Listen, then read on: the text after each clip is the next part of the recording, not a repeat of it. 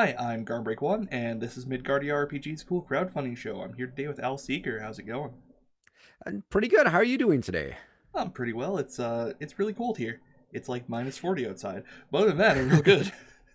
Yeah, I'm in Wisconsin, so not quite that cold, but it's cold enough. Yeah, I'm up in Alberta. That's why I'm all bundled up here. Uh, so you're here today to talk about Strange Things Afoot. Yes, that is correct. It's a role-playing game that tabletop role-playing game that I currently have in crowdfunding on Kickstarter. Been actually working on it for a while, so just a few days ago, the project went live and is hopefully going to get funded. Hopefully.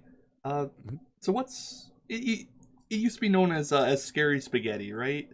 Yes, that is true. I actually changed the name a while ago because, see, when I first started pitching the system to just like friends and gamers in the local area, I was describing it as like Scooby Doo gang meets Slender Man.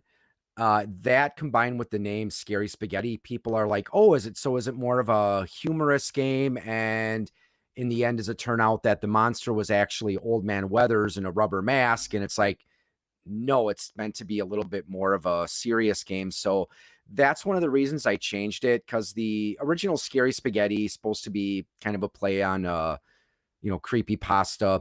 And eventually, like I said, I just figured the name wasn't really going to do it. So Strange Things Afoot just came to me because it's meant to be the kind of game where there's a bit of investigation. So it's not going to be the kind of game, at least definitely in the early stages, where you're not just going to run in there and start hacking and slashing and shooting at everything.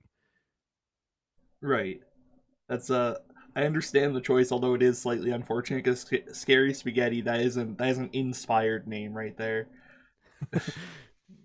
Oh well, things must be Yeah. sacrificed in pursuit of a Yeah. lot. And yeah. And I mean, it really goes with anything, anytime you're developing a game. I mean, the rule system that's going to be released is actually the third version of the rules.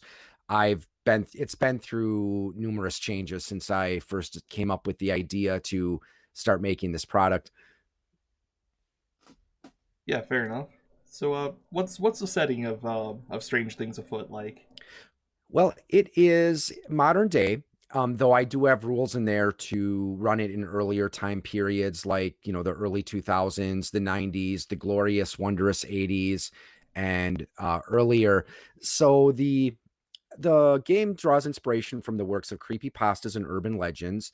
So I like the urban legends part because it's something that I've always been fascinated in.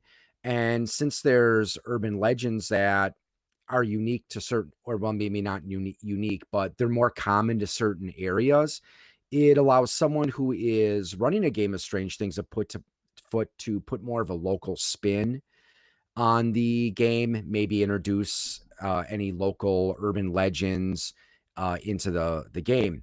And then, of course, creepy pastas. There's just lots of good creepy pastas out there.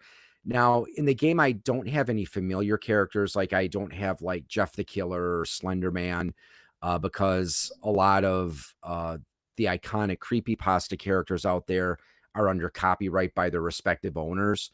So like I said, I mean, I have stuff in there that if you read it, you might see where I got the inspiration for it, but I try to avoid anything that would be under copyright. Fair enough, and that's a serious concern with this kind of thing. Yeah. Some of them are a bit more ambiguous, but like yeah, Slender Man, Jeff the Killer is probably the big one there. Hmm. Yeah, so mechanically, what do you how do you do things in Strange Things Afoot? Well, the game mechanics, as far as like the a lot of the roles you're going to be doing, it uses a d20.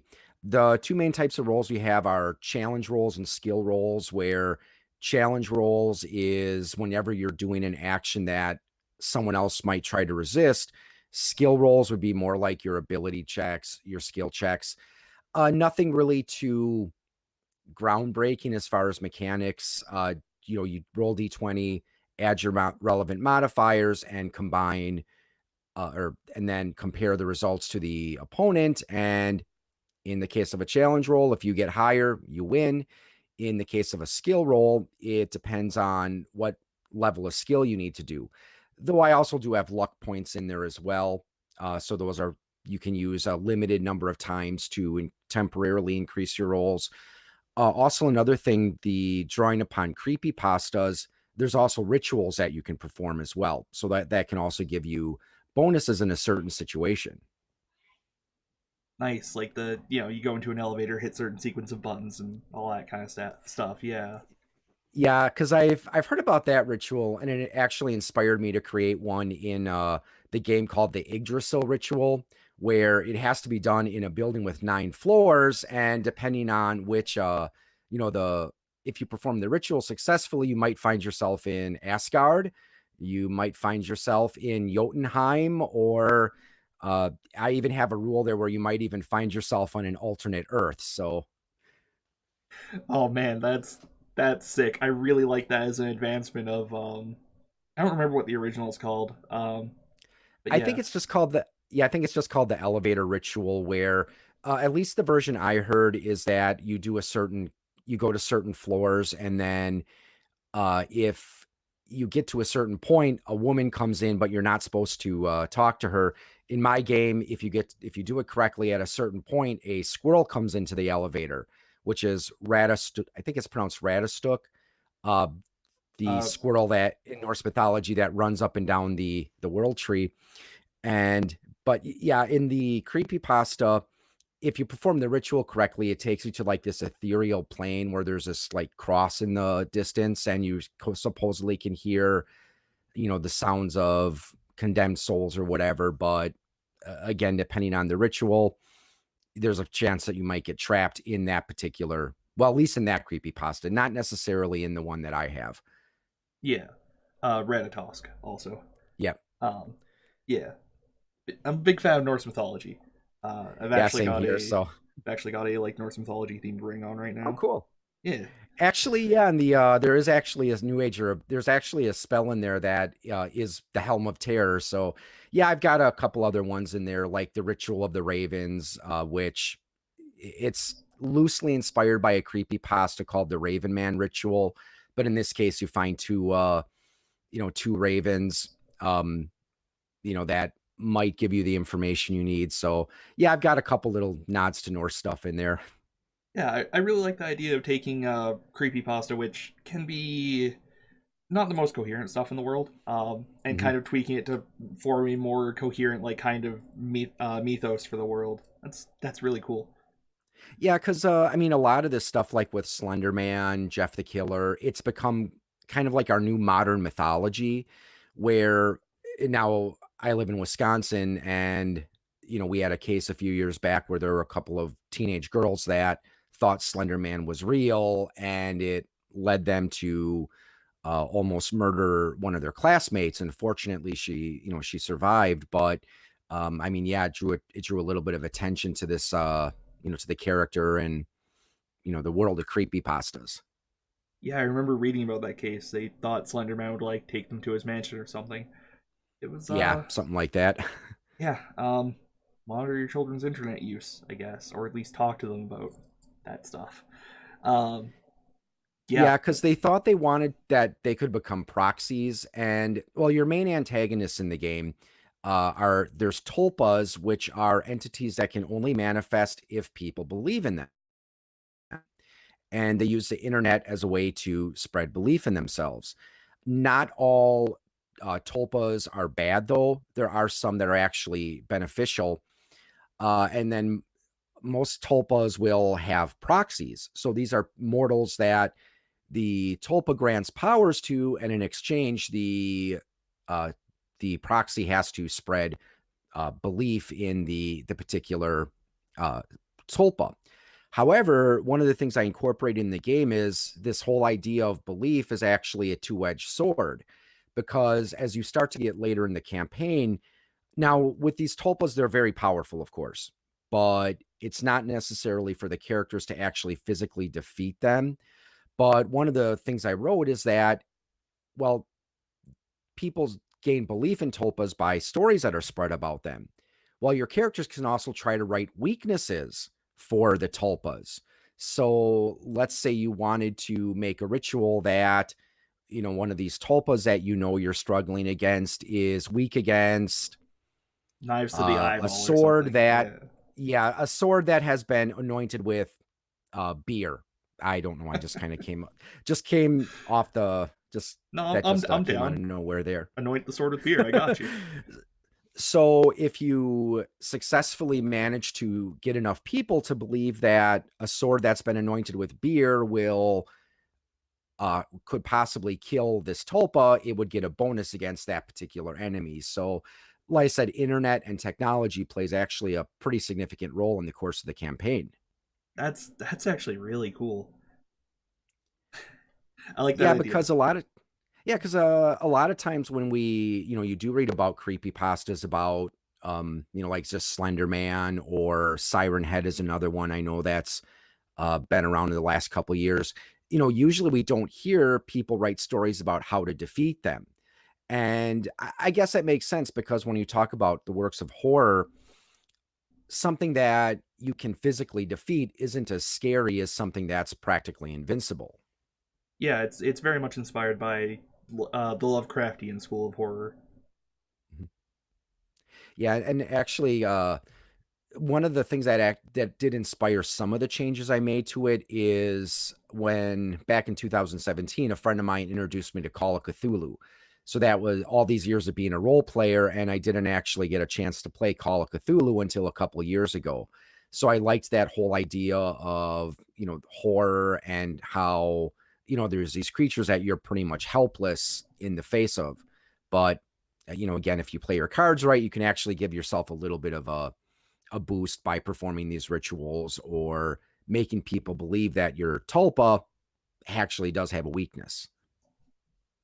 Yeah, fair enough.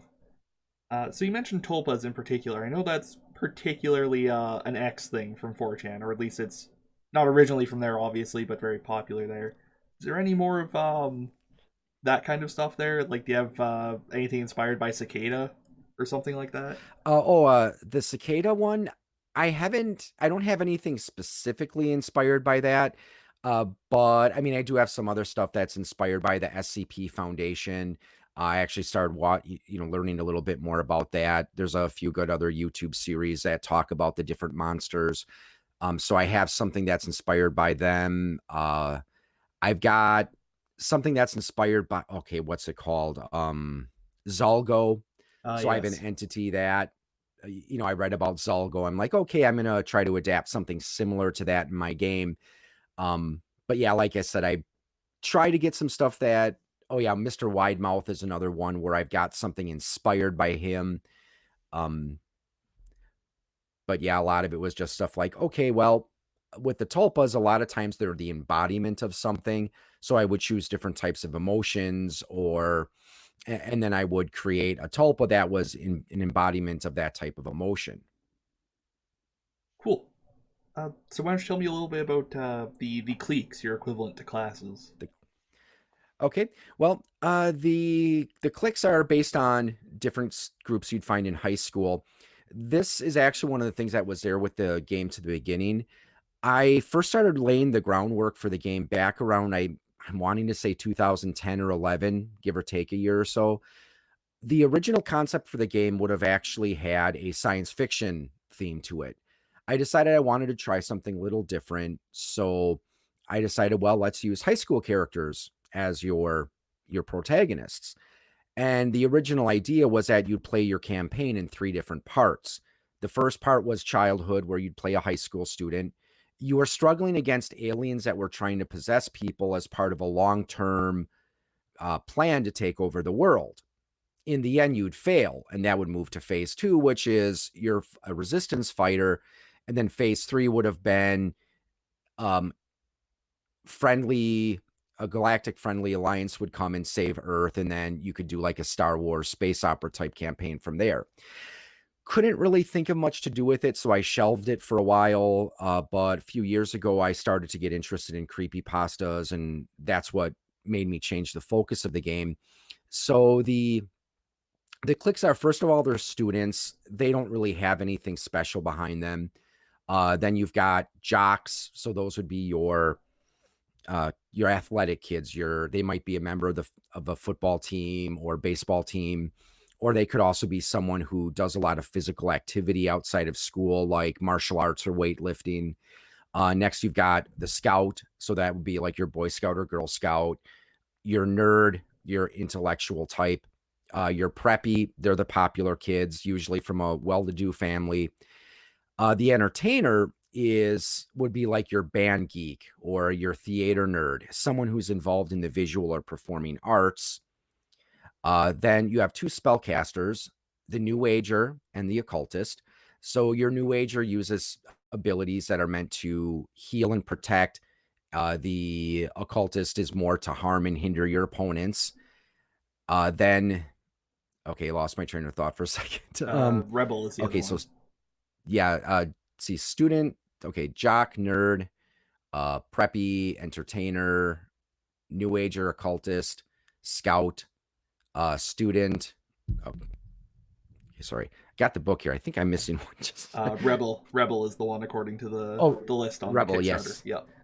Okay, thanks. Yeah, sorry, forgot that. Oh, it's So all the good. rebel would be a character who's from like a stereotype or a subculture that's usually looked upon with fear and distrust. So that could be like a skateboarder, a gangster, a metalhead, a punk.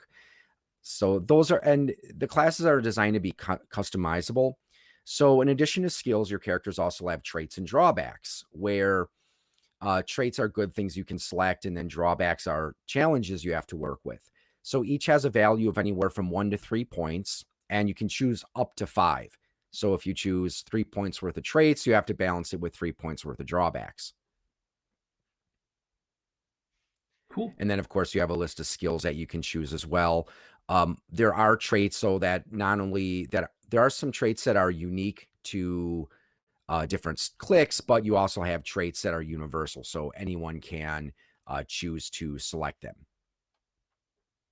All right, that's pretty neat. So, which clique were you in high school?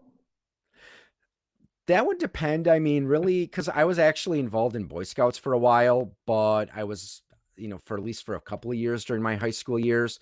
So I would probably fall somewhere between the Scout and the. I was also into metal a lot, so I could also be considered a rebel in a way. Probably a little closer to the Scout though. Yeah, fair enough. I'd probably be nerd. Big shock there.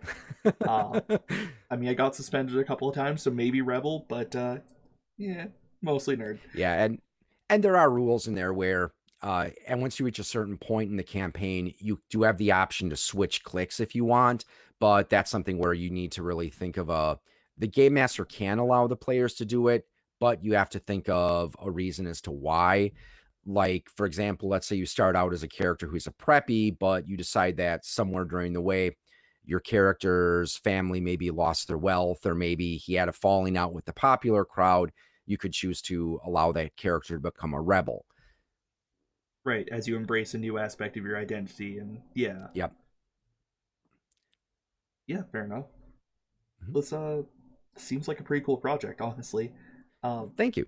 and you have some demo material for it out on Drive Through RPG right now, right?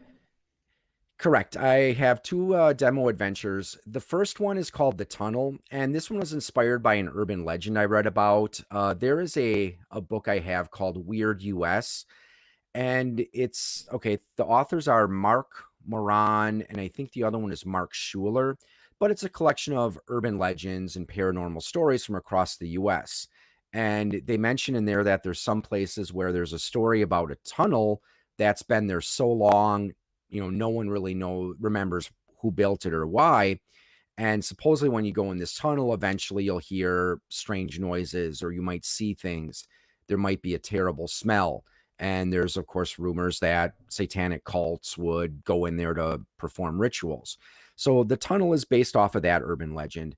The second one, the Yellow Maze, is based off of a creepypasta called The Backrooms, where you're in this seemingly infinite maze of rooms that all have sickening yellow walls and loud buzz of fluorescent lights. So I've ran both of those adventures at some conventions. Both of them were well received. Personally, I think the Yellow Maze is a little bit better of an adventure because it's not quite as linear, but both of them have done well with the people that have tested them. I mean, they both sound cool. Yellow Maze reminds me of the was it the there was a Tumblr post going around a while back about like hot life hacks to get into the secret Walmart beneath Walmart and stuff like that. It's what that reminds me of. Okay, I haven't heard of anything about the secret of like a Walmart below Walmart. I know there's a creepy pasta out there about something like below Disneyland, the Disney Catacombs, I think it's called. I mean, they have backstage, which is basically the same thing, but yeah. I'll send you a link to that. It's actually a pretty good Okay, one as cool. far as writing from Tumblr goes, which is not the highest praise I know, but um, yeah, no, this looks like a pretty cool project. A Thank very you. very modern take on horror, I guess. Um, Yeah, and it's one of the things that I do admit was challenging when creating my test campaign is since your characters are starting out as 13-year-olds, well, if at least for the early part of the campaign, you're stuck to pretty much investigating areas that are close to home. So I had to think ways of, okay, my players, you're either going somewhere that's close enough to ride your bike to, or on a bus route, or you have to tell mom and dad to drive you there. But then, of course, later in the campaign, uh, once your characters learn how to drive, then that gives you a lot more freedom because then your characters aren't limited to areas that are closer to home. right, yeah, it brings up an interesting question. What is progression like in this game? Is this meant for like mostly one shots, or like are there mechanics for long term? You know, It's 13 to actually intended for more short-term campaigns. There's 6 ranks. You start at rank 1, which is when you're 13 years old and you're 7th grade. But every time instead of like gaining levels like in Dungeons and Dragons or a lot of games, what happens is every time you gain a rank, you move up a grade. So the campaign is intended to end after your characters graduate from high school, though I do have some rules in there for how you might continue the campaign after high school, like how you might, for example, convert your characters into like a D20 OGL type product. Though in the future, I'm hoping to uh, make supplements on how you can continue past the high school years. But it's something that the game master could do either. They could easily do it for just a short term campaign, or if they want, again, convert the characters into something else for once they get out of high school. yeah, and then move them over to one of the like D20 modern settings or something like that. Yep. Or wait until you release Strange Things at college. You know, one of the two. Yep. Well, is there anything else you'd like to highlight about Strange Things Afoot?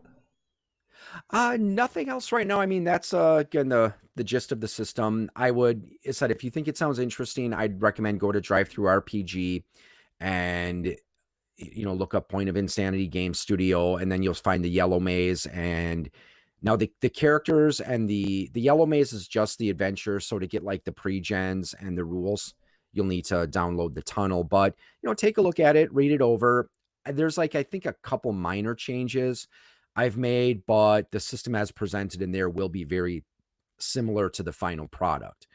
And then certainly if I sometimes I do give updates on my podcast. I do, so you can certainly check that out as well. And then also, excuse me. Also, I am on Facebook and also on Twitter at POI Game Studio. Cool. Well, it's been great talking to you. This looks like a great project, and I hope Thank you you. succeed. Um, yeah, I think that about wraps it up. So, for everybody watching at home, have a good night. Okay. Thanks again for having me. Yeah, thanks for coming on, man. Night, everybody.